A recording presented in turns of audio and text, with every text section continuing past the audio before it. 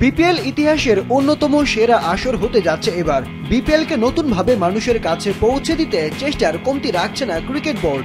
7টি দলও সর্বোচ্চ চেষ্টা চালাচ্ছে টুর্নামেন্টে নিজেদের মেলে ধরার। পরিবর্তনের হাওয়া লেগেছে ফ্র্যাঞ্চাইজগুলোর নামের মধ্যেও, যেমন চট্টগ্রাম চ্যালেঞ্জার্স পাল্টে হয়েছে চিটাগাং কিংস।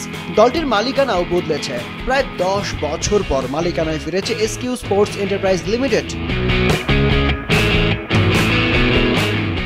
চিটাগাং কিংস দলে ভিড়িয়েছে জাতীয় দলের 2 তারকা ক্রিকেটার সাকিব আল হাসান ও শরীফুল ইসলামকে। যদিও সাকিবের বিপিএল খেলার সম্ভাবনা এখন শূন্যের কাছাকাছি, তারুণ্য আর অভিজ্ঞতার মিশেলে দল গড়েছে চিটাগাং কিংস।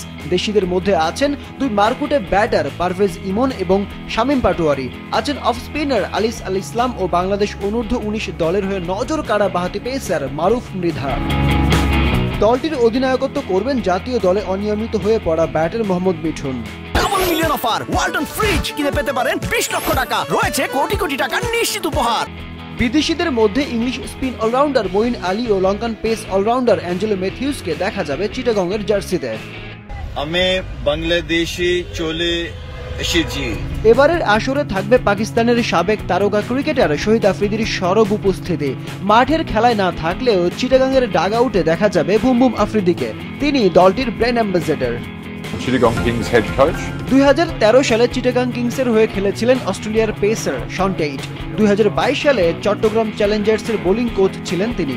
এবার তাকে হেড কোচ করে নিয়ে এসেছে চিটাগাং কিংস। দলটির সহকারী কোচ হিসেবে আছেন বাংলাদেশ ক্রিকেট দলের সাবেক খেলোয়াড় এনামুল হক জুনিয়র।